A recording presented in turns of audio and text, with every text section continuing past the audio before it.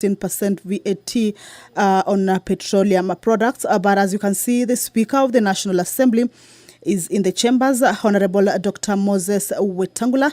He will be presiding over this afternoon session. Allow me to hand you over to this live broadcast brought to you by the Parliamentary Broadcasting Unit in partnership with the Kenya Broadcasting Corporation. Good afternoon.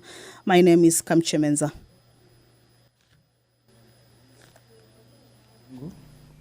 Ambaye kwa hekima na wema wako umeteua nyadhifa za viongozi na umabunge kwa ustawi wa jamii na utawala wa haki wa wanadamu. Tukusihi utusame kwa neema nyingi sisi watumishi wako ambao wameridhika kutuita ili tutekeleze shughuli muhimu za jamhuri yetu. Tukuomba uteremshie baraka zako sisi tuliokutanika hapa na utujalie tuyatende na kufikiria mambo yote yatakayofikishwa mbele yetu kwa njia ya haki na uaminifu, ili utukufu na sifa zako ziendelezwe na ili kustawisha amani, ufanisi na heri ya nchi yetu na wale ambao haja zao umezikabidhi mikononi mwetu. Amen.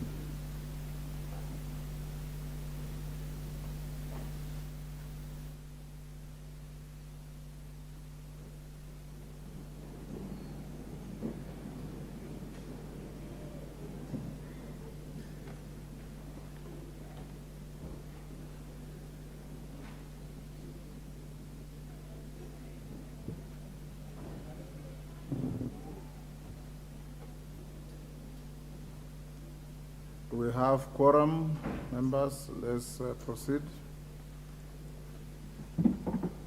Clerk.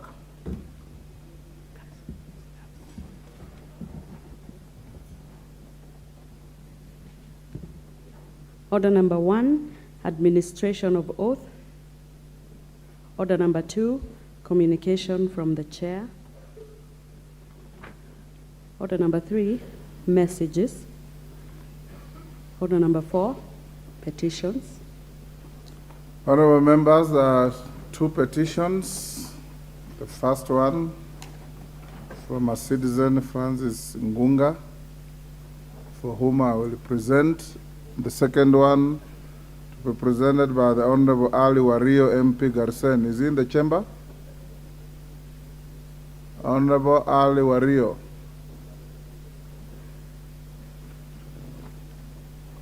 Members, take your seats. I want to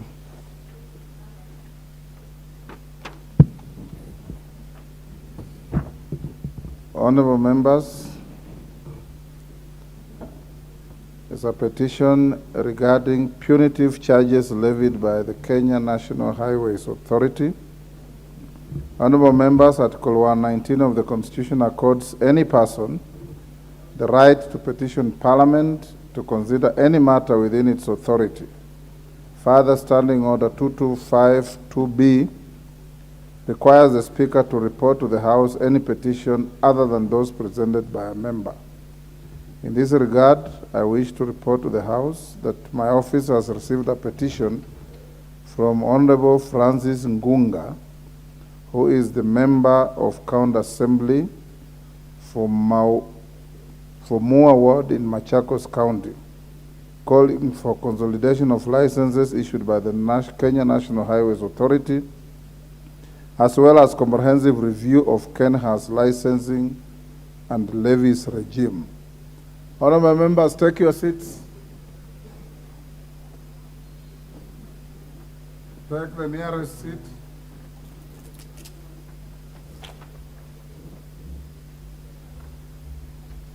The nearest seat.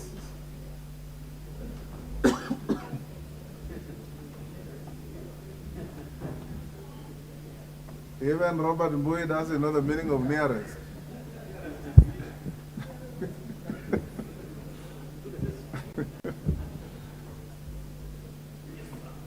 Right. Honorable members, the petitioner is aggrieved by KENHA's issuance of exemption permits and licenses for the transport of abnormal loads that include road construction equipment such as excavators, bulldozers, rollers, and graders, as well as other overdimensional or heavy cargo. He avers that KENHA unfairly institutes double charges that are punitive and regressive with regard to the said licenses.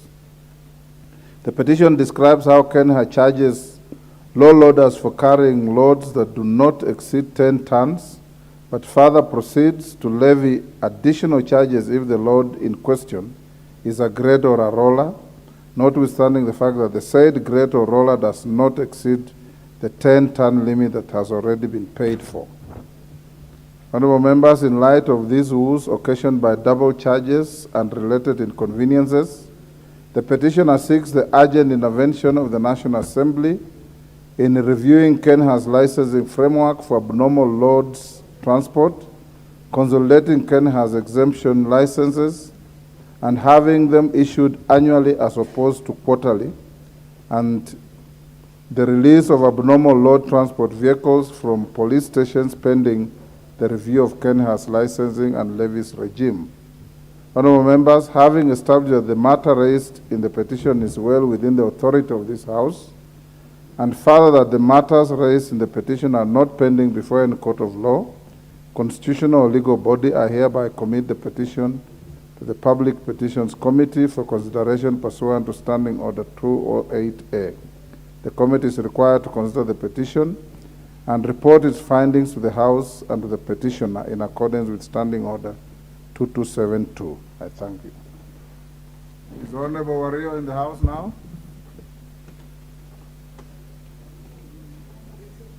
Honorable Wario, you prosecute your petition?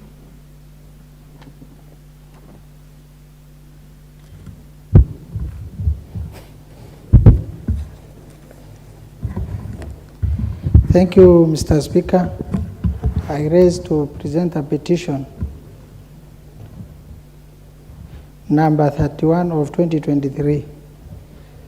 I, the undersigned, on behalf of the residents of Garseni constituency, draw the attention of the House.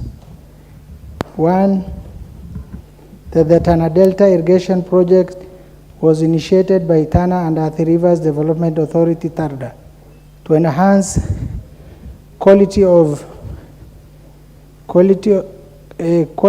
life through sustainable utilization, environmental protection, food security, and revenue generation in the lower Tana River Basin. That the project is estimated to cover 8 locations in Garseni constituency, namely Mwina location, Salama, Galili location, Kipao location, Wachuodha location, Konemansa location, Handaraku location, and Didawarede location. That the project as currently designed will lead to great displacement of residents of the said location, destabilize their livelihood economically, socially, and politically, and further interfere with the environmental ecosystem composed of protected forest areas that are an ecological habitat for marine and terrestrial wildlife. That part of the area covered by the project is in Tana River Delta, which is Kenya's 6th Ramsar site and the only Ramsar wetland outside the rift, as declared by the United Nations Educational, Scientific, and Cultural Organization, UNESCO. That the effort by the resident to engage TARDA to review the boundaries before implementation of the project have not been successful. That the resident and that the reluctance by TARDA to conduct public participation on the project violate the national values and principles of governance stipulated in the Article 10 of the Constitution of Kenya 2010. The issue in the respect of which this petition is raised are not pending before any court of law or any constitutional or legal body. Therefore, your humble petitioners pray that the National Assembly through the Public Petitions Committee, 1, engages the Tana and Athi Rivers Development TARDA to review the boundaries of land managed by the Tana Delta Irrigation Project in order to, among other interventions, ensure that Tana River Delta irrigation project does not extend beyond the southern parts of Garseni-Lamu Road and should instead be extended eastward toward the border of Boni Forest to create a security buffer zone. Number 2, facilitate clear demarcation of boundaries of Tarda land from the general community land. Number 3, compels Tarda to comprehensively engage residents of Tana River in all aspects of the project's design and implementation, and makes any other recommendation or actions deems fit in addressing the plight of the petitioners. Thank you, Mr. Speaker. Honorable Wario, the two petitions are committed to the Committee of Public Petitions. Because of the debate before us, I will forego the need for any comments. We'll leave it to the committee to deal with those two petitions. Next order. Order number 5, papers. Majority Leader.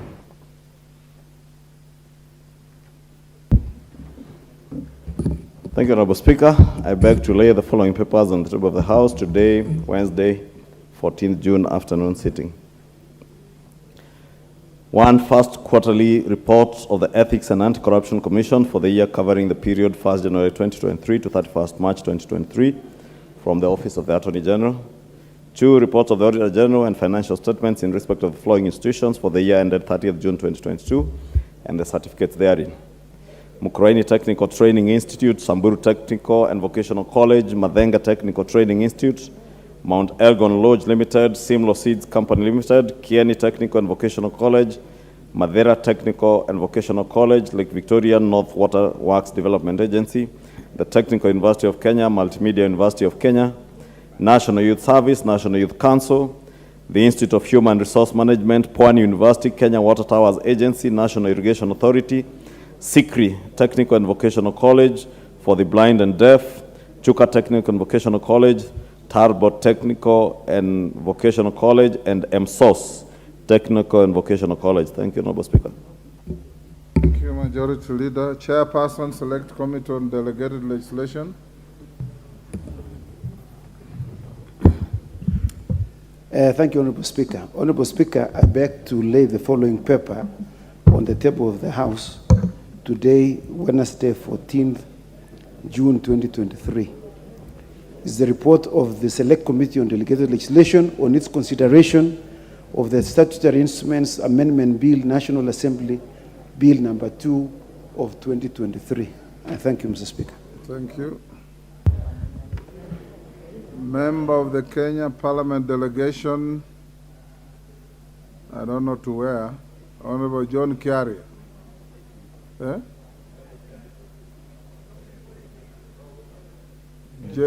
John Kiari? That must be IPU delegation. Thank you very much, Mr. Speaker, for this opportunity. And I rise, Mr. Speaker, to lay the following paper on the table of 23. And the paper I'm laying, Mr. Speaker, is a report of the 146th Assembly of the Inter-Parliamentary Union, also known as the Parliament of Parliaments, the IPU, and related meetings that were held in Manama in the Kingdom of Bahrain from the 11th to the 15th of March 2023. Mr. Speaker, I do appreciate this opportunity, and with your magnanimity, Mr. Speaker, because this is the first time I was speaking on something substantive, I would beg you allow me 1 minute to just say thank you to all the members of Parliament who came in a very big way to support me when we were laying my dad to rest, and say a very special thank you to yourself, Mr. Speaker, all of Parliament, the Clerk of the National Assembly, the sergeants, and everyone who accompanied us as we were laying the great man to rest at home. I thank you, Mr. Speaker. Thank you, Kiari. Next order. Order number 6, notices of motion. Honorable Kiari. Honorable Speaker, I beg to give notice of the following motion, that this House notes the report of the 146th Assembly of the Interparliamentary Union, the IPU, and related meetings that were held in Manama in the Kingdom of Bahrain from the 11th to the 15th of March 2023, laid on the table of the House on Wednesday, 14th June 2023. This is signed by myself. Thank you very much, Mr. Speaker. Thank you. Next order. Order number 7, questions and statements.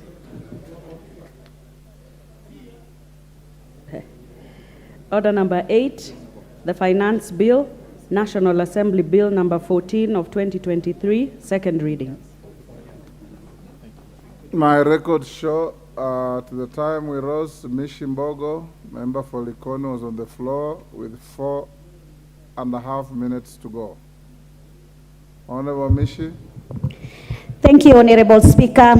Honorable Speaker, as I said from the onset, I strongly oppose this bill, Honorable Speaker.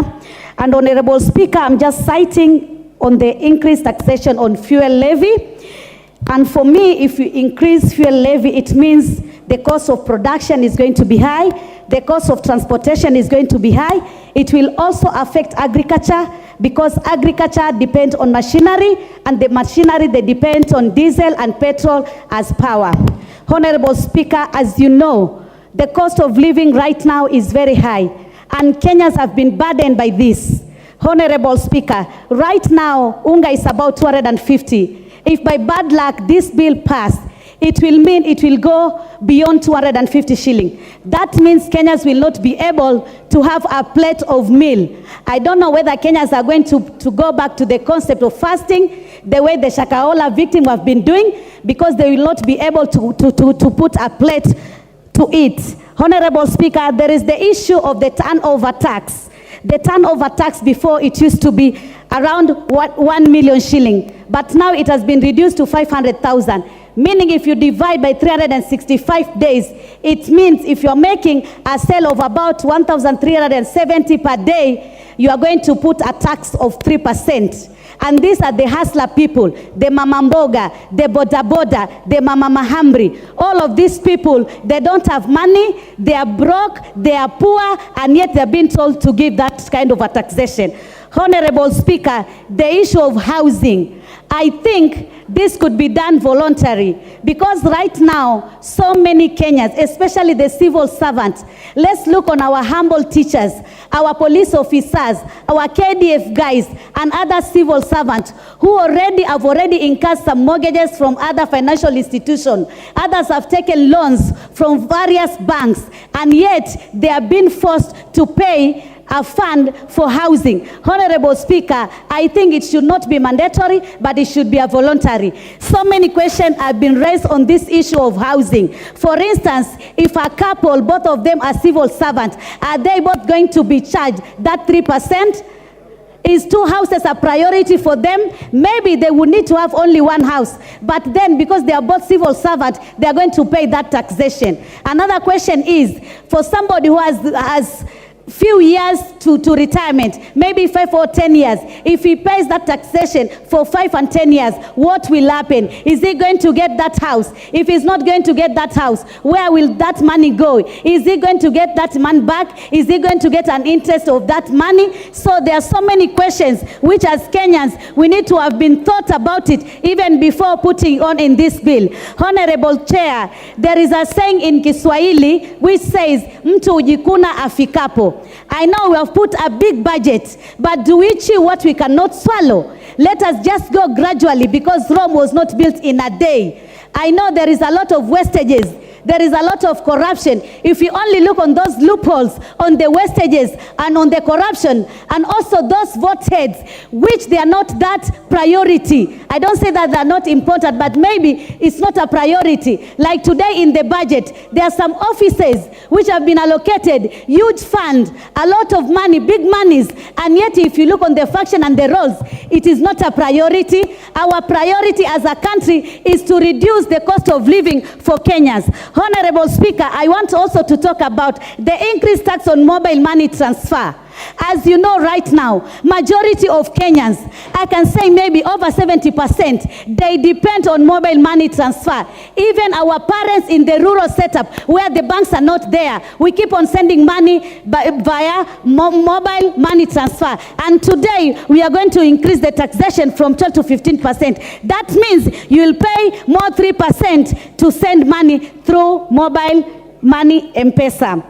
Honorable Speaker, there is also advanced tax on commercial vehicle. When you talk about commercial vehicle, you don't miss to talk about matatus, you don't miss to talk about lorries. We are using matatu. Is the fare not going to be high? It is going to be high. You want to maybe to transfer your materials, building material and something else using the lorries. Lorry is also part of the vehicles which you are talking about here. So it means it will be very expensive. Honorable Speaker, I want to urge my colleague to be objective leader, which I believe they are objective leader, and look at this bill and look at Kenyans. Because we don't say that we don't want to pay tax. Taxation is part. Mutunga. Yes, was a point of order. Kamket. Is it Kamket? What's your point of order? What's out of order? Mr. Speaker, I raise understanding order number 1. Mr. Speaker,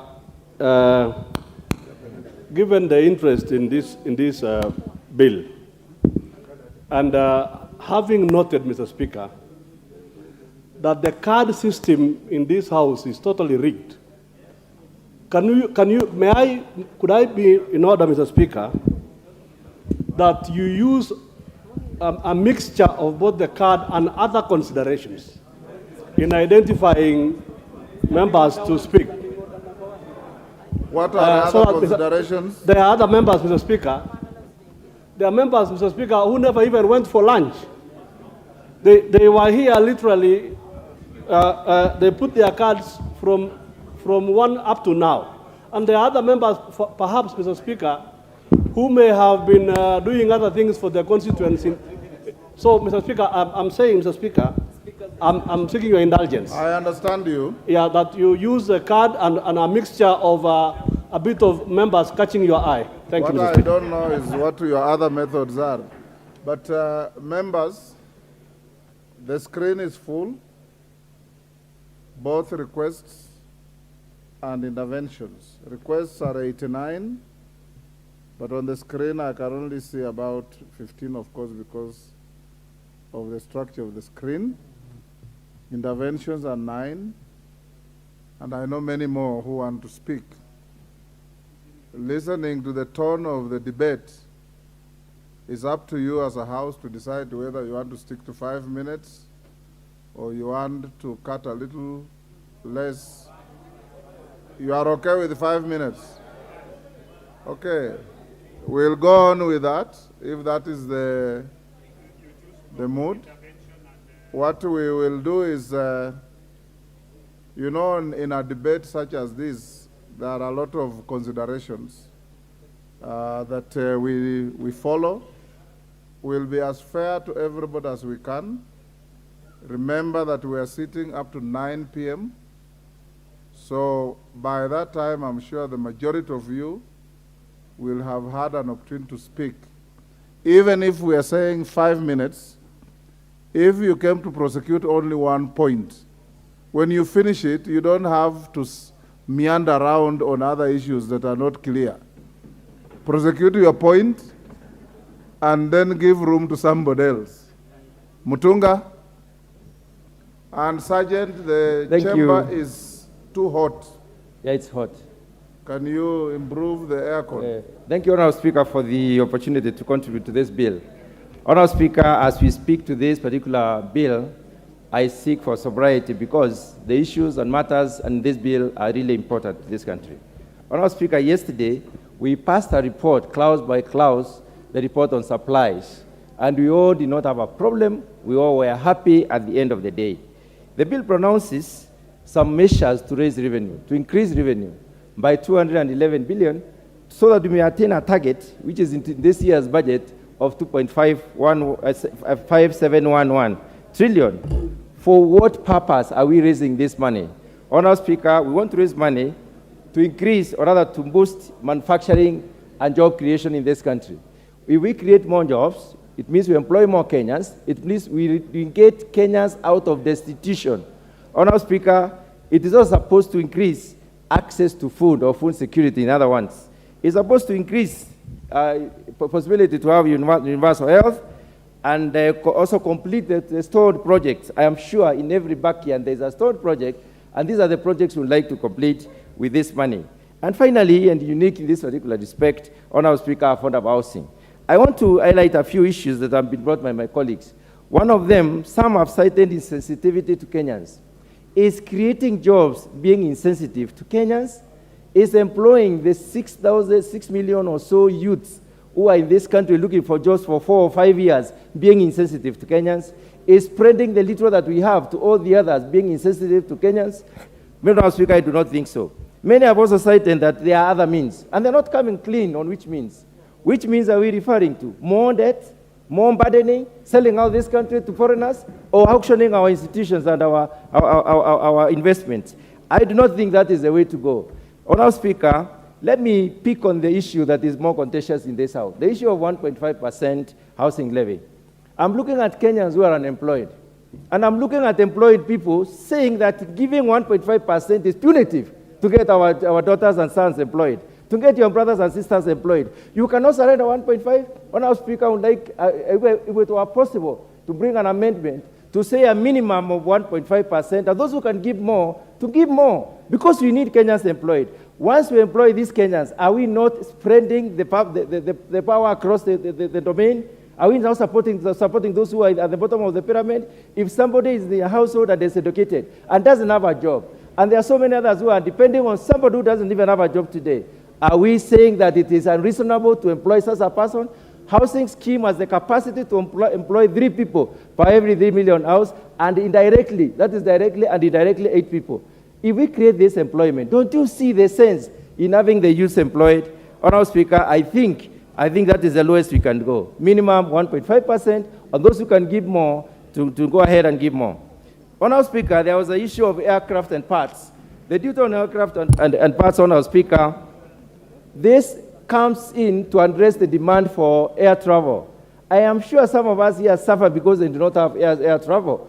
I come from Meru. We have an airport at Isiolo, which we can use very effectively, but there is no commuter plane. We would like to have a commuter plane like the one going to Kisumu, like the one going to Mombasa, like the one going to Garissa. We would like that. Investment in this field is impossible because of the cost. Is that really being unreasonable? Don't we have important things to do over time? Is our time not useful as it is, as yours is? Let's look at these things positively and try to see how we can build this economy in a better way. Honourable Speaker, there is the issue of investment in reducing cost when it comes to importation of materials. When you look at the bill, there are about 21 ways in which it is lifting the Kenyans out of the burden. And the issue of the fuel levy from 8 to 16%. Look at the other East African countries whom we compare with. I'm sure some people are saying in their minds that we should not compare ourselves with anybody. But are we living in a universe which is only us alone, or are we living in a universal economy? In a universal economy, we respond as for the others. If the others have 16%, why not us? Tell me, why not us? Honourable Speaker, I support fully this bill. Lilian Kogo. Lilian Kogo. Thank you so much, Honourable Speaker. Yes, Minority Whip, Honourable Dr. Lilian Kogo. Thank you. Thank you so much. PhD, LLM. Thank you. Not LCC. Honourable Speaker, allow me, Papa, to rise and vehemently oppose this particular Finance Bill 2023. And I want to do it on the basis of a couple of matters. And after that, I'll just sit down, Honourable Speaker. It is proposed, Honourable Speaker, that there is a tax that is going to be placed on what is being assumed or being called beauty products. And beauty products, most of the consumers of beauty products are women, Honorable Speaker. And I do not know why somebody would hate Kenyan women that much. Why do you hate Kenyan women that you don't want them to be beautiful? Why do you want to hate Kenyan women so much so that even when you send fare, you complain? Why do you want to hate Kenyan women to the extent that you assume these are beauty products? But things like wigs are used by women probably to cover up when they are having or they are suffering from cancer. What I'm saying, Honorable Speaker, these are not only beauty products, Honorable Speaker. We have both men and women who suffer fungal infection of nails, Honorable Speaker. And that is why people end up using what they call fake nail products.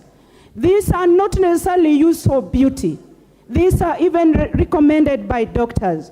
But what I really hate is the attitude that people have towards Kenyan women, Honorable Speaker. We want to compete with others in beauty. We want to also look nice. We want our husbands to see us beautiful, Honorable Speaker.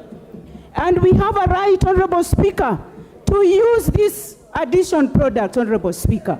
So whoever thought about putting any or introducing taxation on beauty products, please think twice. Because I know even your wife at home uses them. Secondly, they do. Thank you, Honorable Speaker. I want to say, Honorable Speaker, that most content creation, digital content creation, is done by young people, Honorable Speaker. And as I speak for young people of this country, Honorable Speaker, it doesn't matter whether this particular taxation has been reduced from 15 to 5%. These are people, young people, who take a lot of their time to try and put food on their table and to get employment for themselves. Why do you want to cheat the Kenyan public that you are creating employment when you are killing employment on the other side, Honorable Speaker? These are people who are young and they need tax reprieve so that they can be innovative and they can also be creative, Honorable Speaker. Of course, I don't want to belabor, Honorable Speaker, on increment of taxation on petroleum products, Honorable Speaker. Everything, all manner of fuel requirements is petroleum-based. Why should somebody insist, whereas we already have high taxation? We are spending so much already, Honorable Speaker, on electricity. The cost of electricity in this country is so high, and most electricity generation is done using petroleum products. How much are we going to end up paying for electricity, Honorable Speaker? And Honorable Speaker, as I speak, please, Kimani Ichung'wah, can you allow me to expedite what I'm doing? I am not going to listen to you. I didn't speak when you're speaking, Honorable Kimani Ichung'wah. This is what I'm saying as I speak, Honorable Speaker, that I am going to say no when the time comes. I am saying I'm rejecting this finance bill in totality, Honorable Speaker, and I'm saying on behalf of Rangwe people who have sent me, Honorable Speaker, that I oppose this particular bill. I thank you.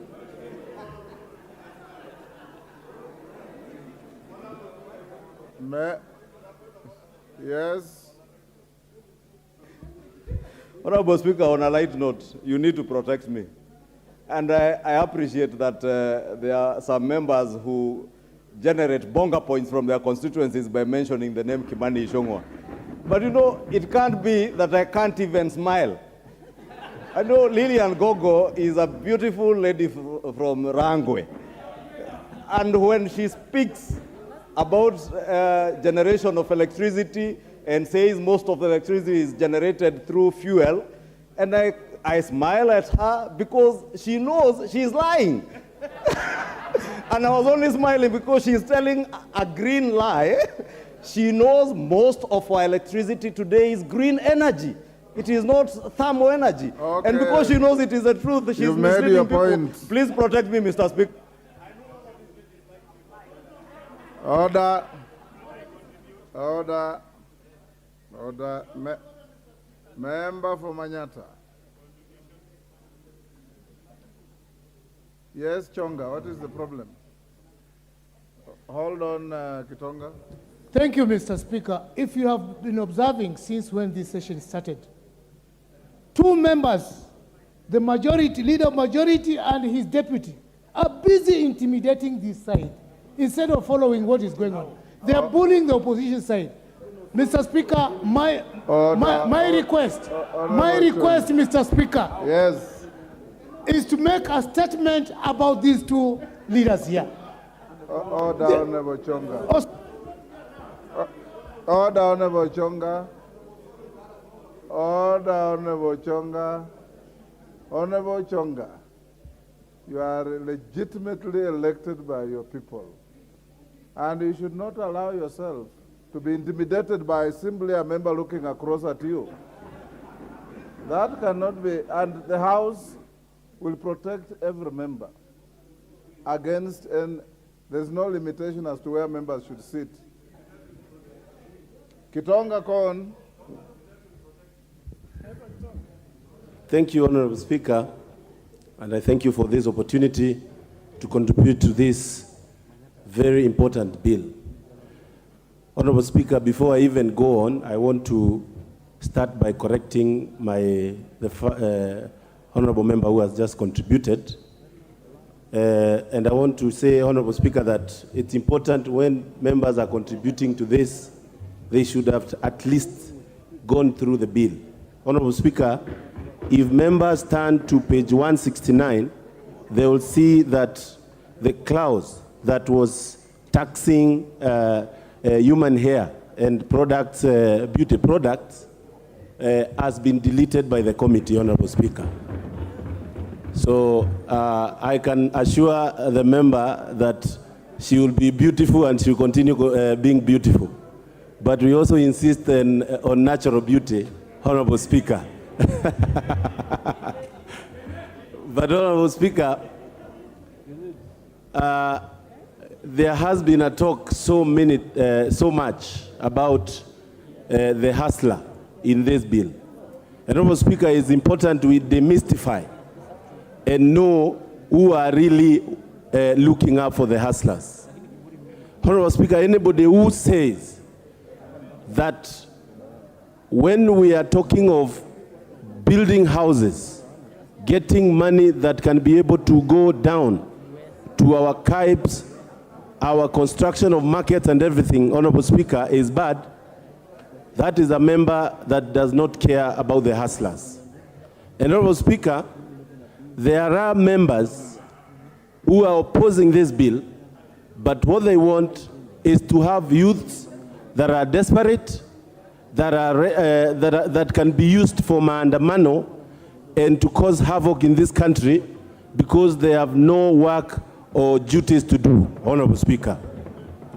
I would like to say that this bill, Honorable Speaker, the finance bill, is a bill that is all-rounded.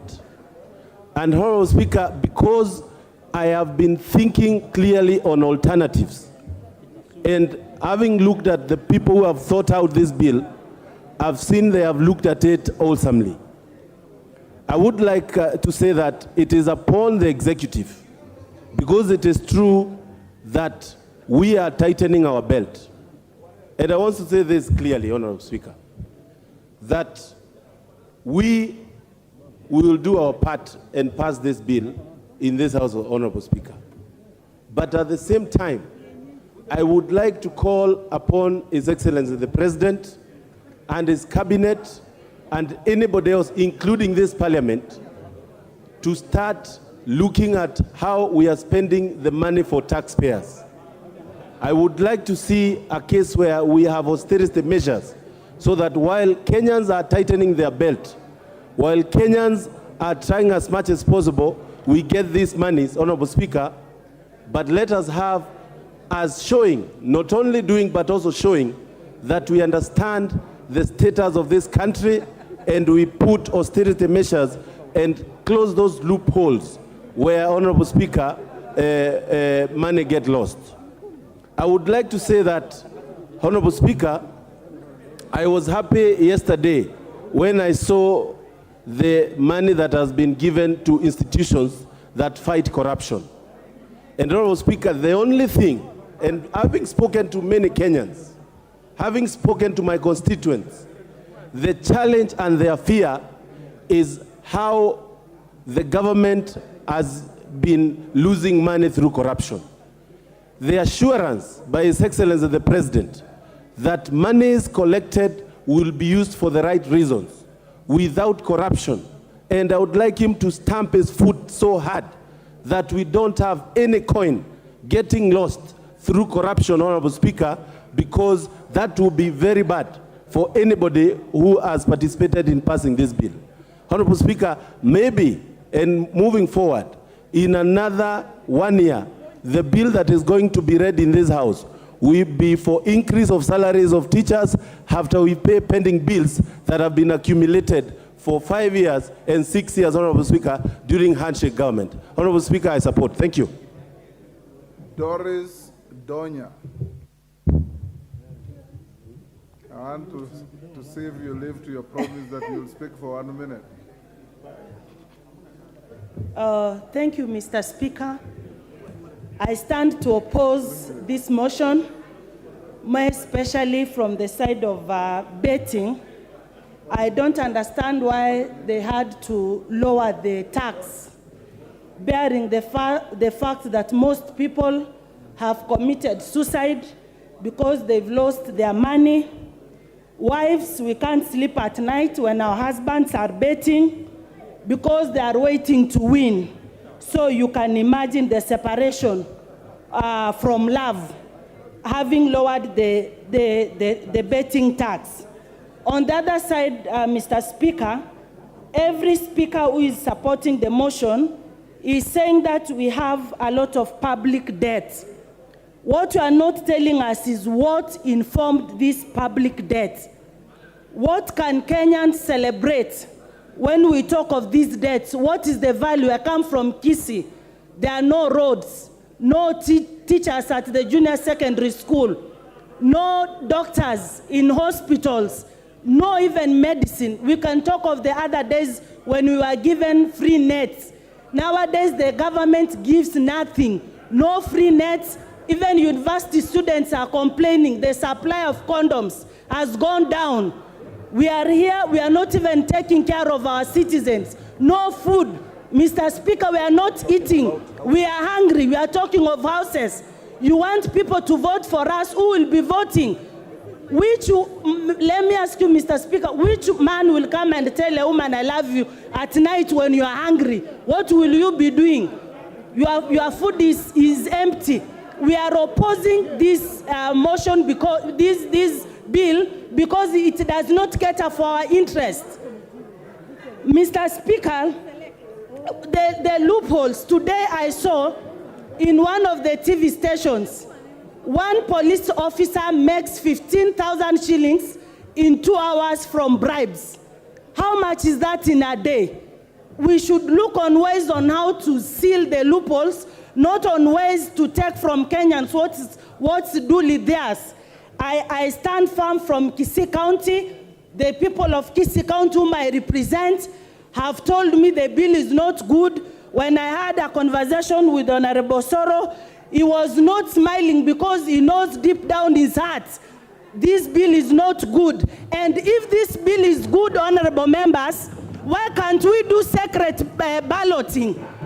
You will see how it will fall flat.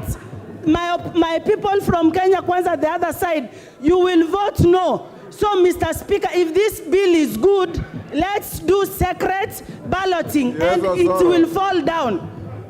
Yes, Osoro. What is your point of order? Honorable Speaker, yes. I don't think it's in order for Honorable Donya to use me in her statements that when I had a conversation with her that I wasn't smiling. Honorable Speaker, she cannot use there is no smilometer to define whether I support this thing or the finance bill or not. She's been smiling all along when I was contributing, Honorable Speaker. An indication that she was supporting what I was saying is only that at the point she stood to speak, she lost control and only imagined about condoms and things that we actually do not do in Kisii, Honorable Speaker. I consider Honorable Donya as... What is your point of order? My point of order, Honorable Speaker, is that she's using my name to make a statement, which is wrong. I support the finance bill. We are not going to vote secretly. It is public, and Kisii County is supporting the finance bill, the entire Kisii County. Donya, finish up. Thank you again, and Honorable Soro. You have 30 seconds. Lastly, Mr. Speaker, if the government wants to make money, which every point is we are looking for money, we are looking for money. Even in this finance bill, you are just saying you want money, you want money. Please ask your government, which you are supporting, to make use of our idle land. They make more factories, so like Mumias is dying, Sony Sugar is dying. That is where we find employment, not building houses. In fact, you are advocating for divorce because if a teacher, you are assuming Donya is a teacher. My husband is a teacher. I contribute house taxes. How many houses will you give Donya and her family? Meaning my husband will be sleeping in another house. I'm also in the other house. What are you telling Kenyans?